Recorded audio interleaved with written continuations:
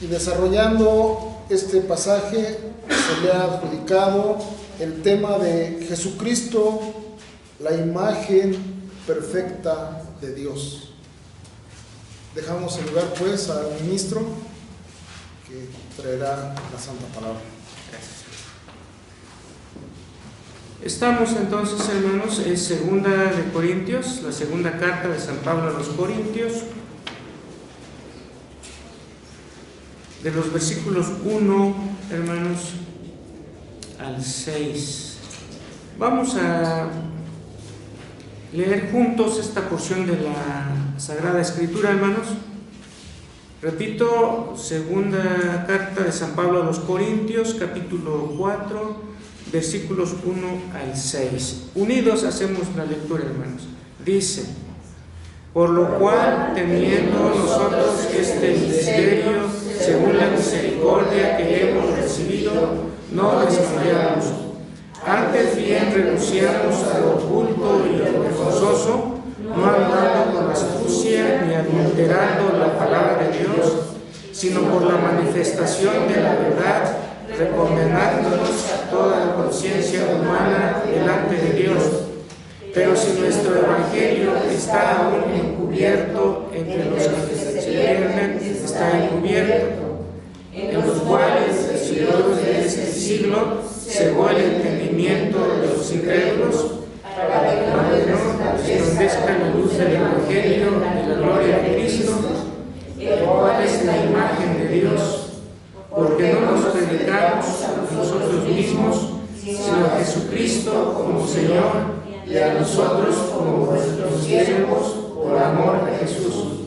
Porque Dios, que mandó que entre las tinieblas resplandeciese la luz, es el que resplandeció en nuestros corazones para la iluminación del conocimiento de la gloria de Dios en la faz de Jesucristo. Amén. Oremos, hermanos. Te damos gracias, Señor, por el honor de leer tu santa palabra y a la luz de ella meditar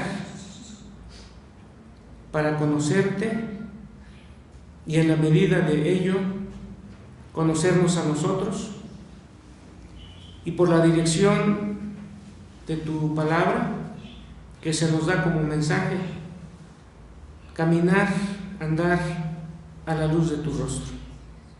Que tu Espíritu Santo, Señor, dirija todo lo que implica este mensaje, desde la exposición que está a cargo de tu siervo y a tu iglesia, Señor, y juntos, expositor y oyente, podamos obedecer tu palabra, que en su función de lámpara y lumbrera, Señor, ilumina el caminar diverso de cada uno de nosotros. Que tu Espíritu Santo, Señor, abra nuestro entendimiento y nuestro corazón para ser sensibles a esta palabra tuya y que encuentre cabida en el corazón de cada uno. Oramos en Cristo Jesús. Amén. Amén. Pueden sentarse, hermanos.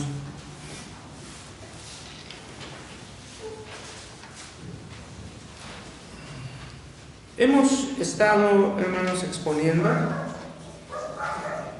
algunos temas que giran alrededor del tema general que en algún momento mencionamos. Enfoque bíblico reformacional del hombre, y particularmente en su aspecto, hermanos, de creado a la imagen de Dios. 4 temas originados o basados en el Antiguo Testamento. Uno, que fue el de hace 15 días, basado en el Nuevo Testamento,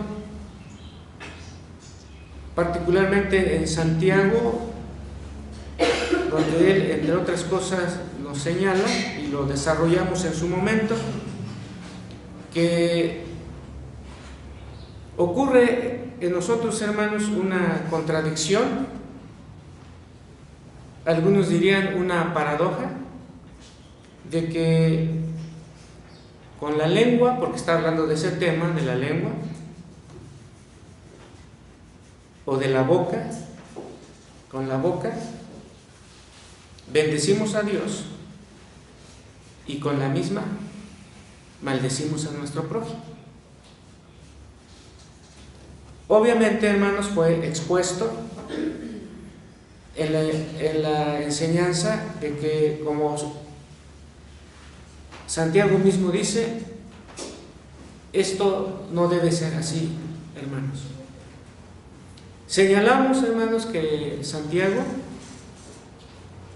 se incluye, porque así lo señala la palabra, entre aquellos que caen en esa contradicción. Y obviamente, hermanos, nosotros no vamos a llegar a la conclusión de una niña en la familia que en algún momento dijo: todos menos yo. No podemos, hermanos, llegar a esa conclusión, sino a la conclusión de Santiago. Y ahora, hermanos, retomando el título general, en el Nuevo Testamento, de Cristo, la imagen perfecta de Dios. Y luego, hermanos, si Dios permite, tal vez uno o dos temas más, para retornar y vernos nosotros a la luz de la enseñanza del Nuevo Testamento, en qué consiste, a partir de lo que enseña el Nuevo Testamento, el que nosotros somos imagen de Dios. Y obviamente, para que nosotros, hermanos, podamos detectar, a partir de lo que enseña la Escritura en su segunda parte, y que llamamos Nuevo Testamento, podemos, o debemos más bien, hermanos, hablar de Jesús, hablar de Cristo, combinando sus dos nombres, hablar de Jesucristo como la imagen perfecta de Dios. Y a partir de ello, entonces, nosotros decir: estoy en el lugar adecuado, o disto mucho de no reflejar la imagen de Dios. Y nuestro modelo, obviamente, es nuestro Señor Jesucristo. Ahora, hermanos, en el pasaje que leímos, que es la segunda carta de San Pablo a los Corintios, quiero enfatizar particularmente, hermanos, el versículo 4. Está hablando de los que reciben el Evangelio. Está hablando de los que no reciben el Evangelio, es decir, los rechazan. Y en el versículo 4, hablando de estos últimos, dice: en los cuales el Dios de este siglo cegó el entendimiento de los incrédulos. ¿Con qué objetivo es, hermanos, cegado el entendimiento de los incrédulos? Dice: para que no les resplandezca la luz del Evangelio de la gloria de Cristo. La luz del Evangelio, hermanos, es gloria de Cristo, es lo que nos está diciendo el versículo. Y luego añade: el cual es imagen de Dios. El cual es imagen de Dios. Tomaremos algunos versículos en una segunda exposición, donde ampliaremos, hermanos, lo que significa esta expresión, hablando de Cristo, el cual es imagen de Dios. La palabra en el original, hermanos, es icon. Así se dice, imagen. Ustedes recordarán, hermanos, que cuando expusimos el Antiguo Testamento, o más bien, cuando expusimos la doctrina de la imagen de Dios, teniendo como base el Antiguo Testamento, dijimos que la palabra imagen en el hebreo es tselem. Su equivalente en griego es icon. En Hebreos capítulo 1, hermanos, particularmente en el versículo 3. Hebreos 1:3 dice, el cual está hablando del Hijo de Dios, está hablando de Cristo. Y en el versículo 3 dice, el cual siendo el resplandor de su gloria y la imagen misma de su sustancia, y quien sustenta todas las cosas con la palabra de su poder, está hablando de Cristo, que sustenta todas las cosas con la palabra de su poder, habiendo efectuado la purificación de nuestros pecados por medio de sí mismo, se sentó a la diestra de la majestad en las alturas. Retomo la primera parte del versículo 3, hermanos.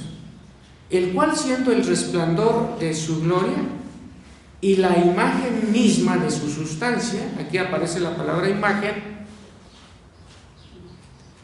pero en el griego no está la palabra ícono, sino la palabra, en griego simplemente se dice carácter, muy parecido al español, porque en griego se escribe con una palabra, con una letra, hermanos, que se llama ji, y que equivale esa letra en el idioma nuestro, el español, equivale a la X. Pero en el griego no se pronuncia como si fuera X, sino como si fuera J.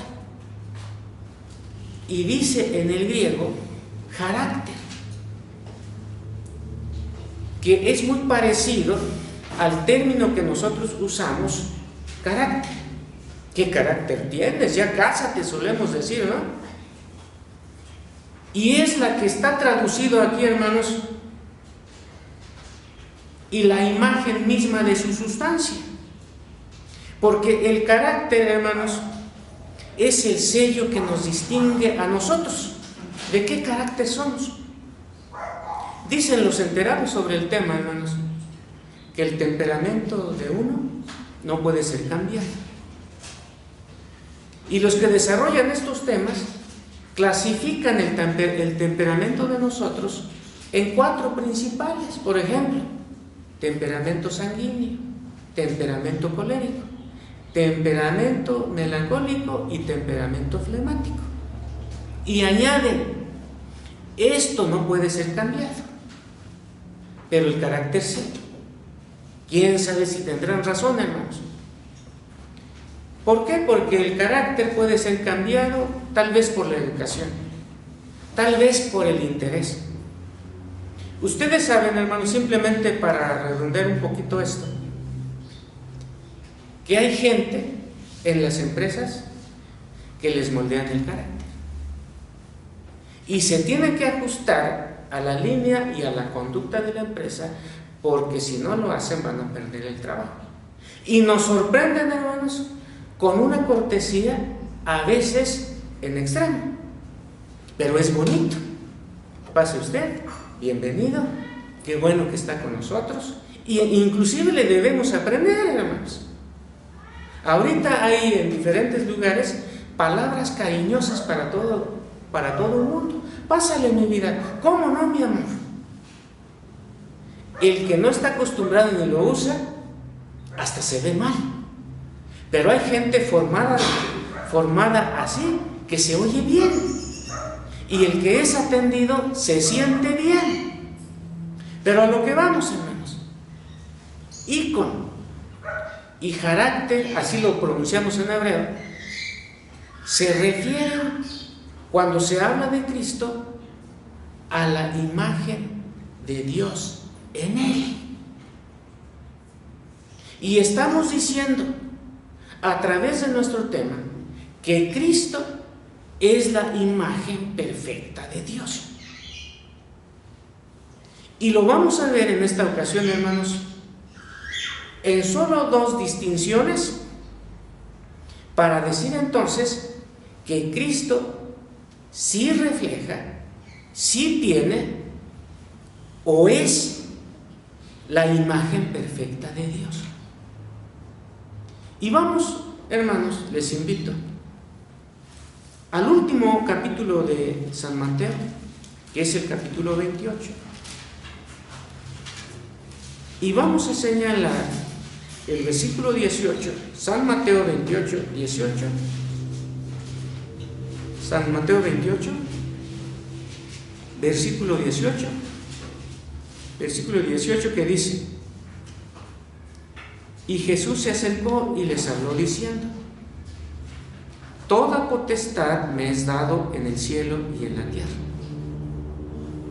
Toda potestad me es dada en el cielo y en la tierra, dice Jesús. Ahora, hermanos, entonces, ¿cuál es la primera distinción? La primera distintiva, el sello, el carácter, la imagen de Dios en Cristo, porque estamos hablando que Cristo es la imagen perfecta de Dios. Y vamos a decir, hermanos, que la primera distinción de la imagen de Dios en Cristo, porque Él es la imagen perfecta de Dios, es, hermanos, la autoridad o el dominio que Él tiene. Toda potestad me es dado en el cielo y en la tierra. Recuerden, hermanos, no lo vamos a repetir, simplemente los llevo a recordar que uno de los aspectos de la imagen de Dios en el hombre, como lo vimos en el Nuevo Testamento, en el Antiguo Testamento, es precisamente el hecho de que les dijo: sojuzgar, dominar toda la creación. Y cuando lo trasladamos al Nuevo Testamento, particularmente hablando de Cristo, estamos diciendo que un aspecto de Cristo como la imagen de Dios y la imagen perfecta de Dios es su dominio perfecto. Ustedes conocen, hermanos, los que son más jóvenes en el conocimiento bíblico, tal vez no, pero los que ya hemos recorrido más camino al respecto, ¿recuerdan el Salmo 8, hermanos? Particularmente la parte cuando habla del hombre, dice: lo has hecho poco menor que los ángeles, lo coronaste de gloria y de honra, todo lo pusiste debajo de sus pies, ovejas, bueyes, asimismo las bestias del campo, las aves de los cielos, los peces del mar, todo lo pusiste debajo de sus pies. ¿Qué significa esto, hermanos? Este salmo, a decir de algunos, con los cuales estamos en la línea doctrinal y teológica, el Salmo 8 está reflejando, en el Salmo 8 se está concretando, se está haciendo concreto la imagen de Dios en el hombre.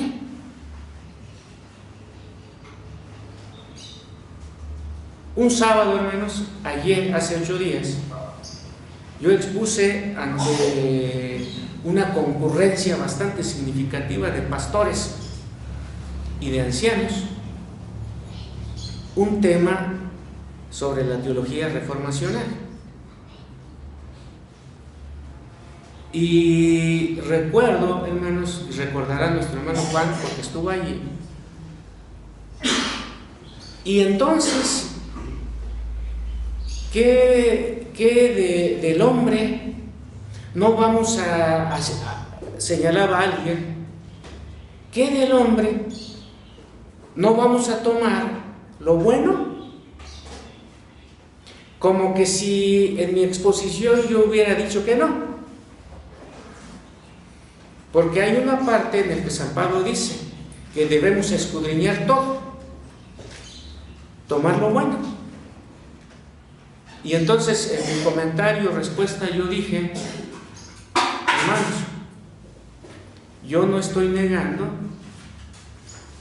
que en el hombre, inclusive no creyente, haya grandeza, porque esa es la paradoja del hombre, la grandeza y su misericordia.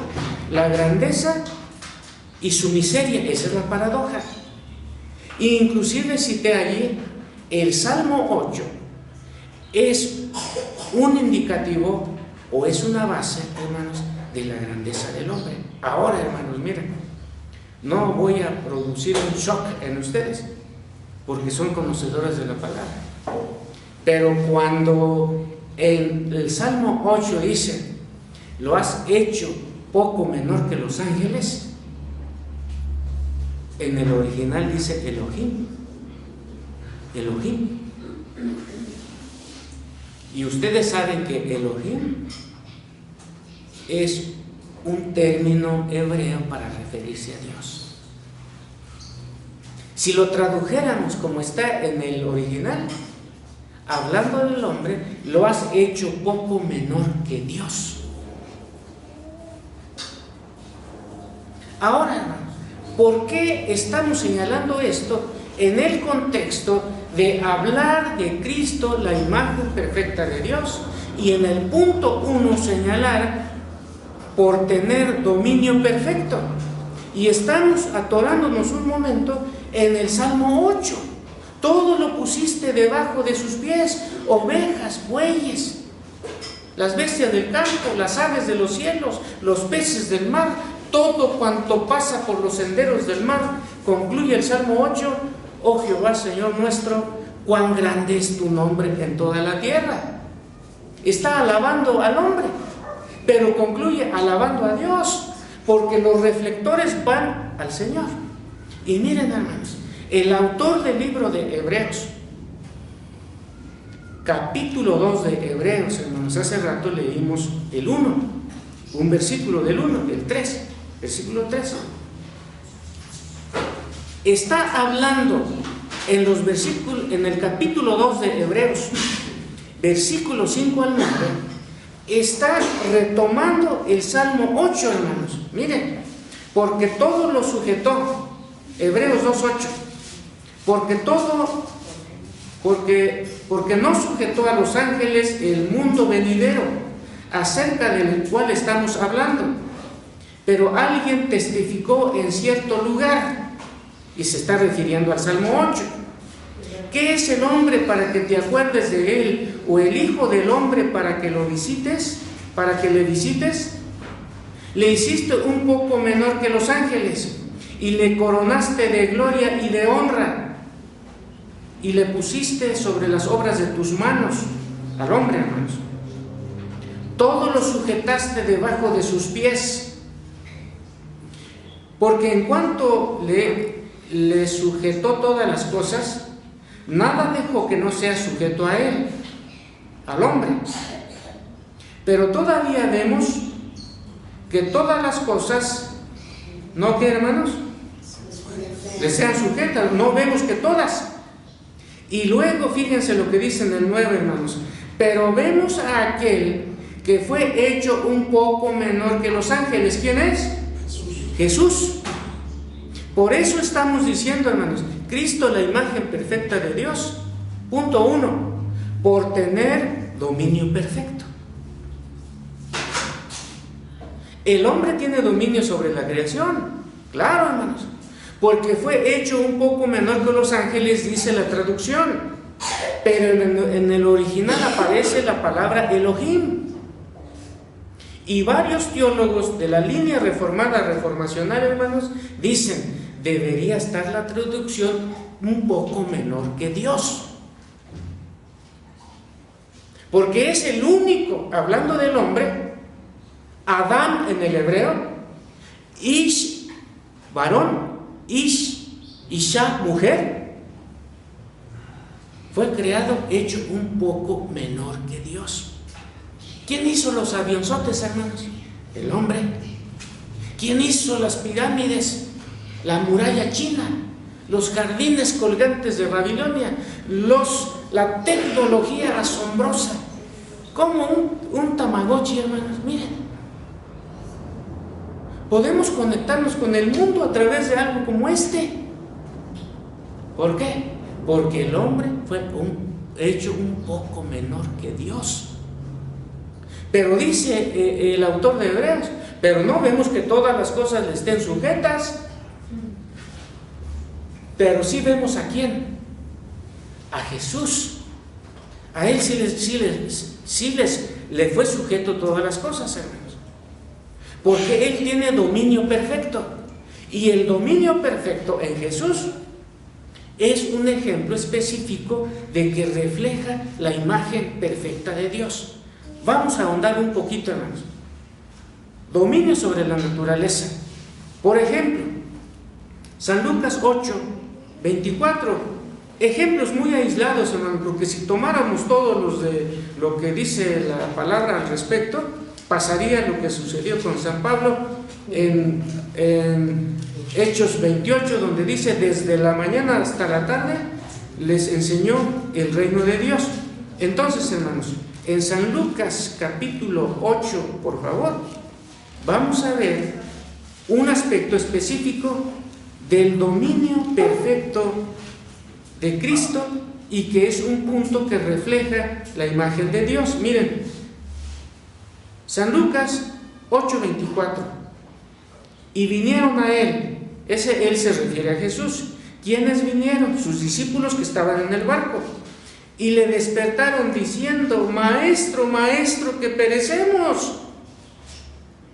Despertando él, ¿qué hizo, hermanos? Reprendió al viento y las olas, y cesaron, y se hizo bonanza. Ese es su dominio sobre la naturaleza. Y se hizo bonanza. El hombre, hermanos, si no hubiera caído en el pecado, lo lanzo como pregunta, ¿pudo haber hecho estas cosas? No me lo contestan, ni yo estoy en un 100% para responder, pero dice que todo lo puso debajo de sus pies. Ahora, hermanos, en el capítulo 6 del Evangelio de San Juan, ahora el versículo 19, hermanos, San Juan 6, 19, dice: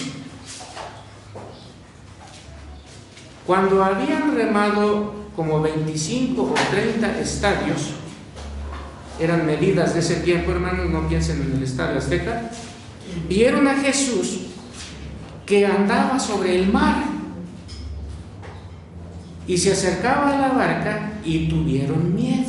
Miren, vieron a Jesús que andaba sobre el mar, porque su dominio perfecto, hermanos, es un aspecto de la imagen de Dios. Además, hermanos, de tener dominio sobre la naturaleza, hablando de Jesús, leemos, hermanos, en San Lucas 7,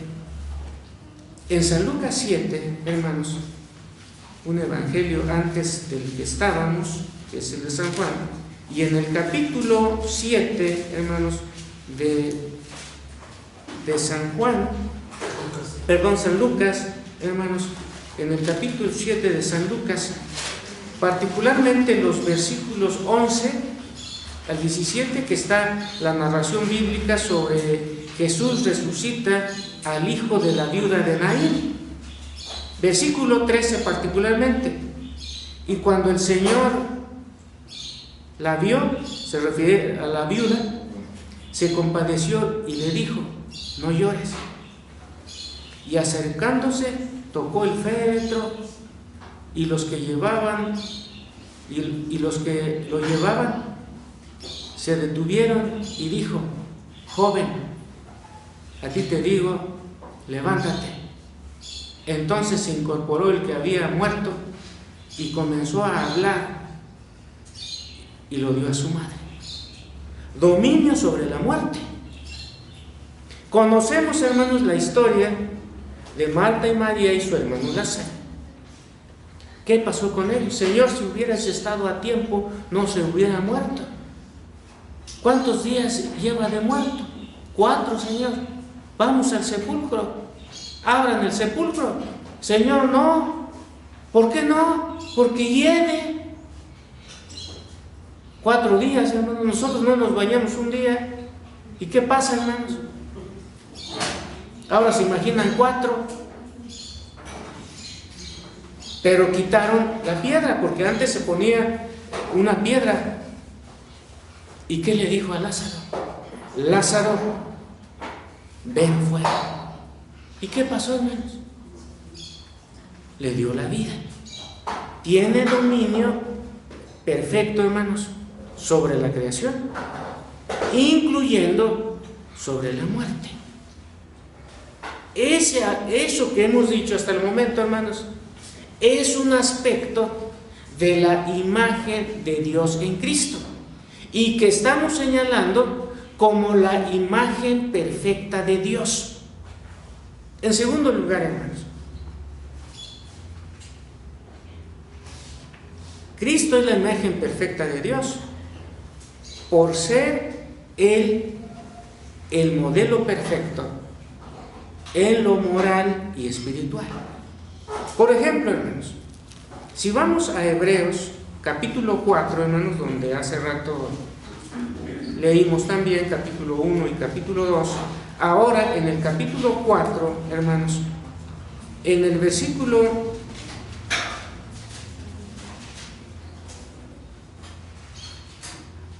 15 particularmente, se refiere, 14 y 15, hermanos: por tanto, teniendo un gran sumo sacerdote que traspasó los cielos, Jesús, el Hijo de Dios, retengamos nuestra profesión, porque no tenemos un sumo sacerdote que no pueda compadecerse de nuestras debilidades, sino uno que fue tentado en todo, según nuestra semejanza, y luego agrega, ¿qué, hermanos? Pero sin pecado. Entonces, tener dominio perfecto, pero también, hermanos, ser Él, es decir, Cristo, la imagen perfecta de Dios, por ser modelo perfecto en las cuestiones de moral y espiritual. Veamos específicamente, hermanos, por ejemplo, en San Mateo, capítulo 11, para ampliar lo que hemos leído en Hebreos. Ahora en San Mateo, hermanos, por favor, capítulo 11, versículo 29, en el que Jesús declara, y luego en el versículo, capítulo 11, hermanos, ahora el versículo 29, San Mateo 11, 29, dice, hermanos: llevad mi yugo sobre vosotros. ¿Y qué quiere Él que aprendamos, hermanos? Aprended de mí, que soy manso y humilde de corazón. Miren, manso y humilde. Eso es una característica más. Ahora ya no en el dominio, sino en el terreno, hermanos, espiritual y moral. Aprended de mí, que soy manso y humilde de corazón.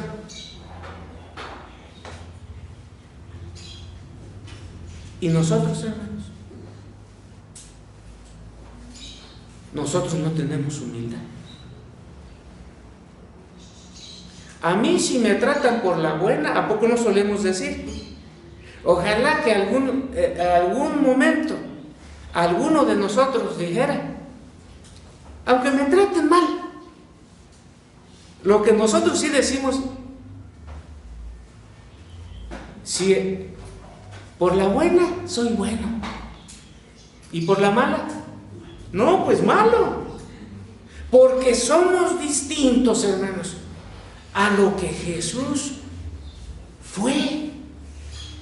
Por eso Él sí es la imagen perfecta de Dios. Dice la palabra de manera muy enfática, hermanos: y aprended de mí, que soy manso y humilde de corazón. Aprended de mí, que soy manso y humilde de corazón. Él había señalado, hermanos, aquí ya no es el sermón del monte, pero en el sermón del monte había dicho: bienaventurados los mansos, pues porque ellos heredarán la tierra. Y aquí lo está diciendo respecto a su persona, lo que acabamos de leer, hermanos. En el mismo San Mateo, hermanos, ahora capítulo 6, por favor, en el versículo 10 de San Mateo 6, nos dice lo siguiente, hermanos. Él está enseñando a orar a sus discípulos. Hay otro contexto en otro evangelio, hermanos, donde los discípulos le dicen a él: enséñanos a orar. Y en el capítulo 6 de San Mateo, el versículo 10, hermanos, cuando les enseña a orar, su oración empieza diciendo: vosotros pues oraréis así: Padre nuestro que estás en los cielos, santificado sea tu nombre, venga tu reino. Y luego agrega, y es el punto que quiero enfatizar, hermanos: hágase tu voluntad. Y cuando uno le dice a Dios: hágase tu voluntad, implícitamente o de manera clara, uno está diciéndole: yo voy a obedecer.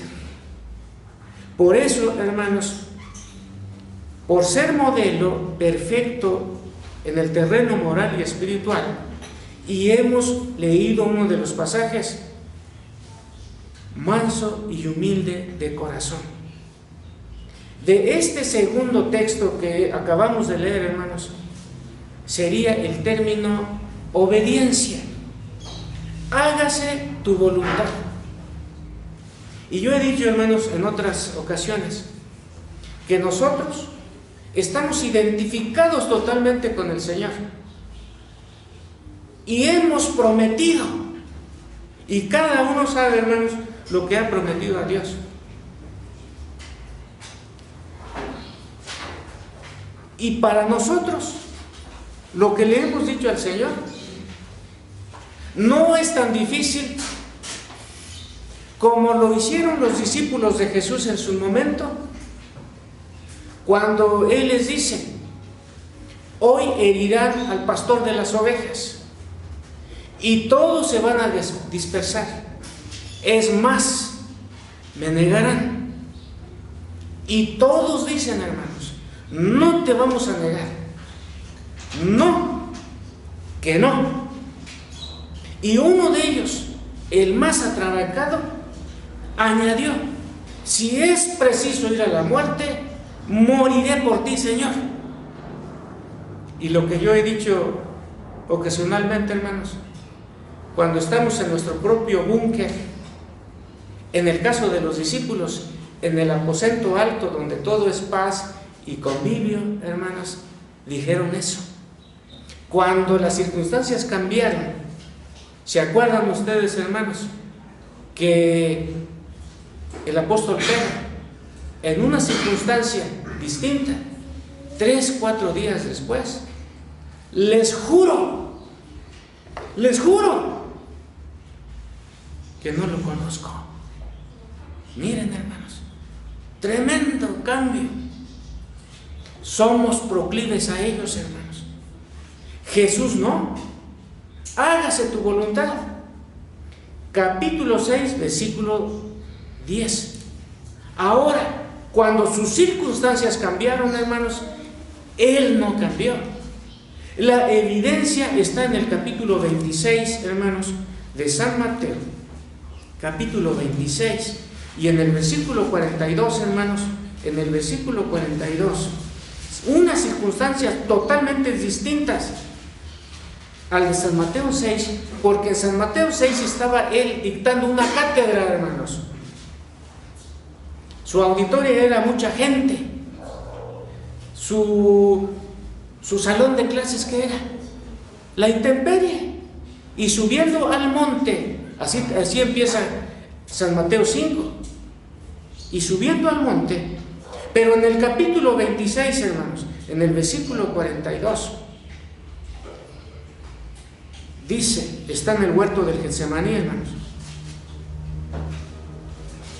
otra vez fue y oró por segunda vez diciendo: Padre mío, si no puede pasar de mí esta copa sin que yo lo beba, ¿qué añade, hermanos? Hágase tu voluntad. Circunstancia totalmente distinta. Sus discípulos dormidos, él agonizando, hermanos, moralmente, emocionalmente. Uno de los evangelios dice que por la intensidad de la situación y la emotividad inclusive, dice que su sudor, hermanos, era como gotas de sangre.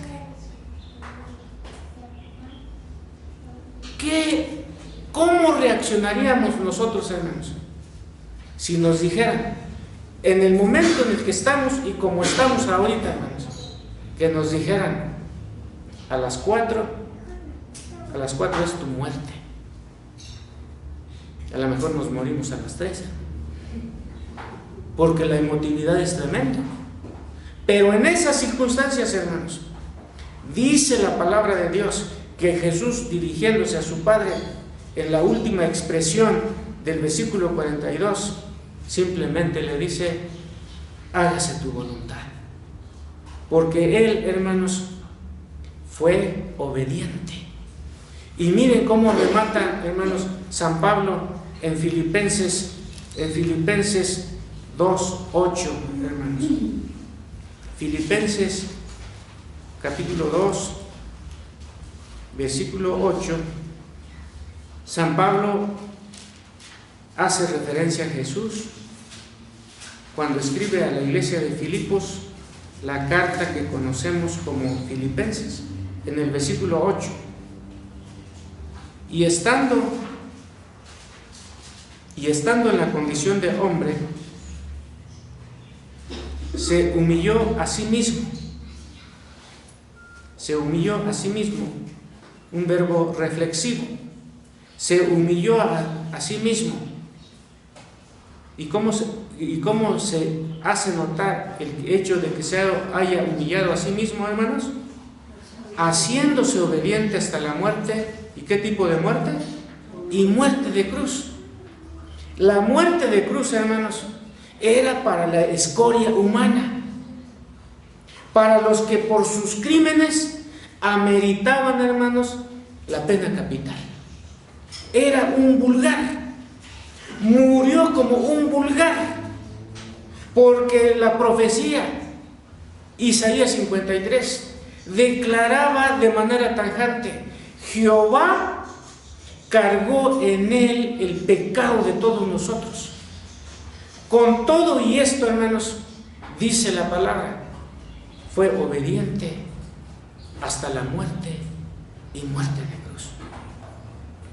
En palabras que estamos acuñando para el segundo punto, hermanos, Cristo es la imagen perfecta de Dios por ser modelo perfecto en el terreno moral y espiritual. Y también, hermanos, además de manso y humilde, además de obediente, amor al prójimo, hermanos. Miren, San Mateo capítulo 8, hermanos, versículos 1 al 3. San Mateo capítulo 8, versículos 1 al 3. Cuando Jesús descendió del monte, le seguía mucha gente, todos los que habían estado con él. Y he aquí vino un leproso y se postró ante él diciendo: Señor, si quieres puedes limpiarme. Jesús extendió la mano y le tocó diciendo: quiero, sé limpio. Esto, hermanos, es un ejemplo de amor al prójimo. ¿Ustedes creen, hermanos, como conocedores de la palabra escrita, cómo hubiera reaccionado una autoridad religiosa en el tiempo de Jesús? ¿Quiénes eran, hermanos? El Sanedrín, sumos sacerdotes, Anás, Caifás. los diferentes denominaciones religiosas de su tiempo, fariseos, saduceos, escribas, incluyamos a los esenios. En la palabra aparecen los primeros tres. Si hubiera acudido, hermanos, a sus líderes de ese momento, pensemos en los fariseos, ese leproso, ¿qué respuesta hubiera encontrado, hermanos? Lo hubieran corrido. Y no solamente lo hubieran corrido, lo hubieran apedreado, hermanos. Porque en la concepción de la mente de los fariseos, el enfermo de lepra era un inmundo y tenían que gritar su estado y condición, hermanos. Si encontraban a alguien en el camino en sentido contrario, empezaban a gritar: inmundo, inmundo, inmundo. ¿Para qué, hermanos? Para que el otro se diera cuenta de que era un leproso y se retirara. Pero Jesús, hermanos, dijo: quiero ser limpio, dice la palabra de Dios. Y fíjense, hermanos, extendió la mano y le tocó.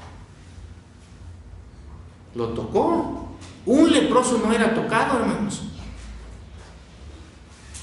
Y Jesús le tocó. Pero no vamos a enfatizar ahora el leproso, porque no estamos hablando de leprosos. Estamos hablando de que Cristo, en su actitud de amor al prójimo, es un aspecto del reflejo perfecto de la imagen de Dios en Cristo.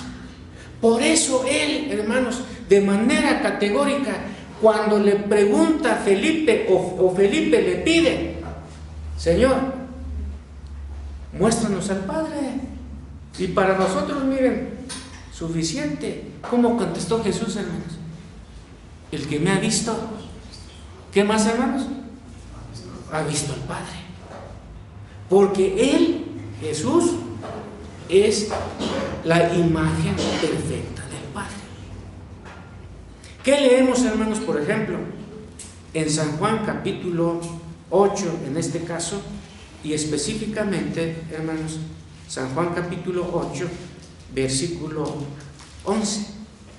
En San Juan capítulo 8, hermanos, versículo 11, leemos lo siguiente, dice la palabra. Ella le dijo, se refiere a la mujer sorprendida en adulterio, la mujer adúltera. Ella le dijo: ninguno, Señor. O sea, ninguno la había condenado. Ella dijo: ninguno, Señor. Entonces Jesús le dijo: ni yo te condeno, vete y no peques más. Significa que Jesús, hermanos, era consentidor. Significa que amaba al prójimo. No está consintiendo el pecado,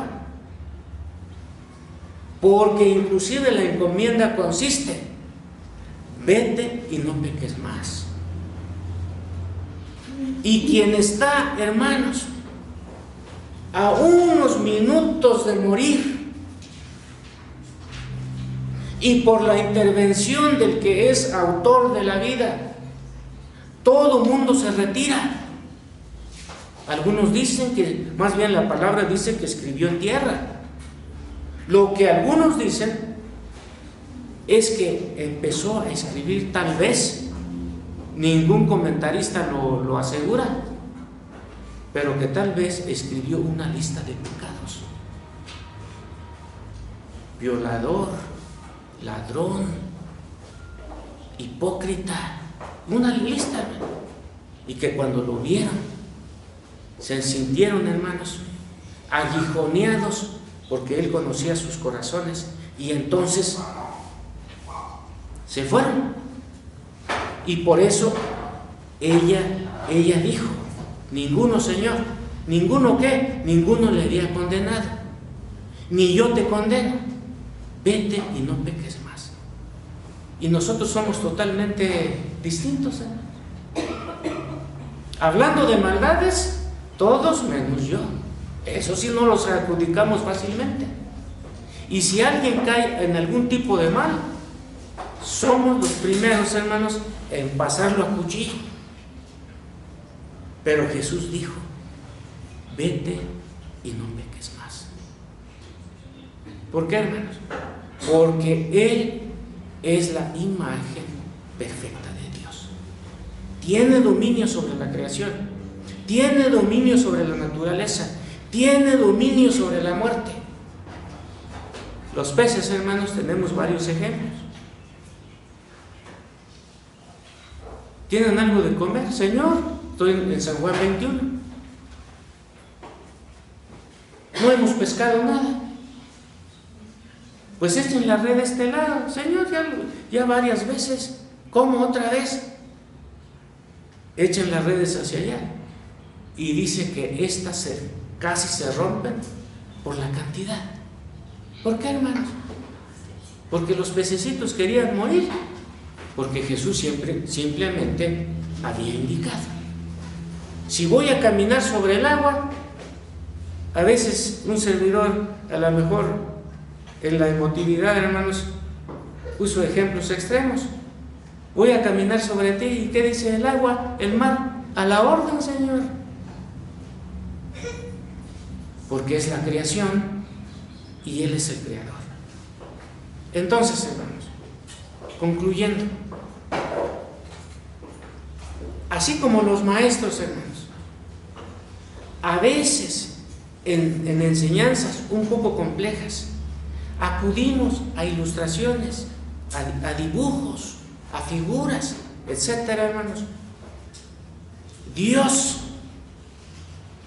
sabiendo que no somos dados a la comprensión, cuando Él quiere que sepamos que somos la imagen de Dios, pero que no entendemos del todo al respecto, Él nos pone un modelo, nos da una ilustración de lo que es la imagen de Dios. Y ese modelo, esa ilustración, hermanos, es Jesús. Vemos nosotros lo que Él fue y podemos llegar a la conclusión: Cristo, Jesús, es la imagen perfecta de Dios.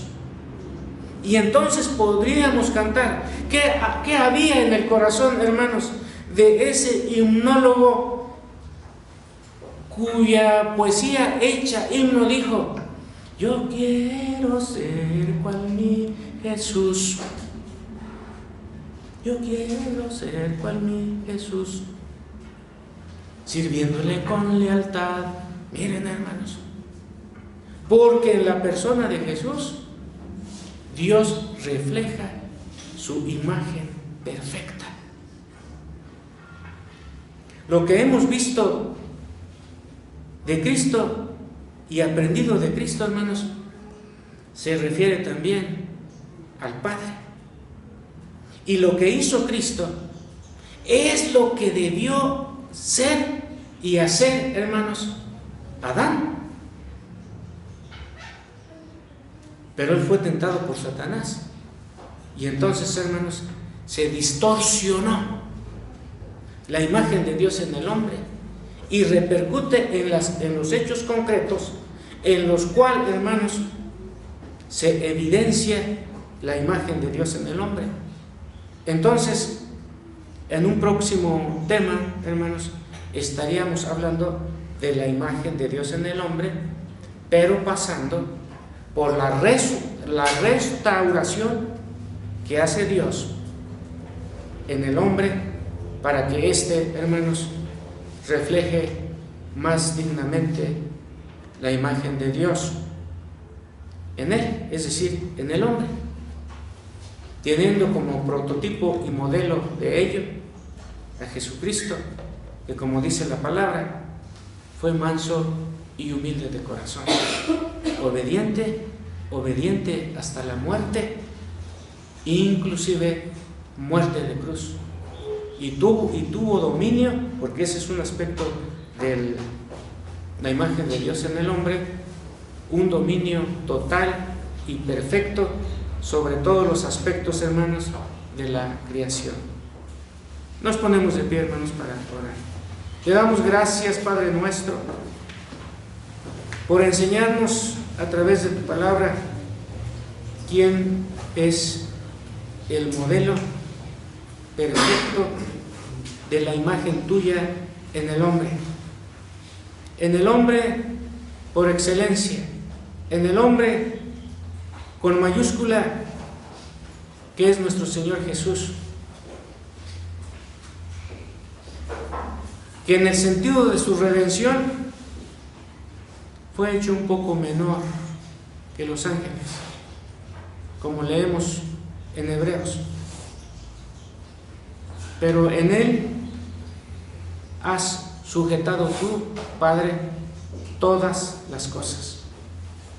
Fue modelo en el sentido moral y espiritual, porque Él señaló: y aprended de mí, que soy manso y humilde de corazón, y aprended de mí, que soy manso y humilde de corazón.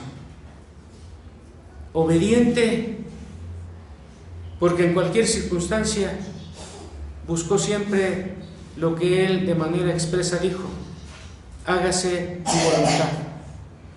Y cuando escribía San Pablo de Él a los creyentes de Filipos, dijo: se humilló a sí mismo, haciéndose obediente hasta la muerte y muerte de cruz. ¿Qué podemos decir nosotros, Señor, ante nuestro modelo? Solamente exclamar como tu apóstol Pedro, cuando viendo las maravillas de Jesús en San Juan 21, le dijo: apártate de mí, Señor, porque yo soy pecador. Ante el modelo que tenemos, solamente podemos decir con San Pablo: miserable hombre de mí. Y así somos nosotros, Señor, miserables. Pero es recalcada en la parte final de Romanos 7: mas sean dadas gracias a Dios por Jesucristo. Y en Él, Padre nuestro, estamos escondidos nosotros, estamos refugiados, estamos en Cristo Jesús. Y en Él, con todo el hecho de no merecer, nos podemos dirigir a ti con la expresión: Padre nuestro que estás en los cielos. Gracias porque has ocultado esto a los sabios y a los entendidos, obviamente en su propia opinión, y lo has revelado a los pequeños, de los cuales, Señor, con todo y lo que somos, aquí nos tienes, sujetos, Señor, a tu palabra y a la dirección de la misma. Oramos en Cristo Jesús. Amén. Amén. Pueden sentarse, hermanos, por favor.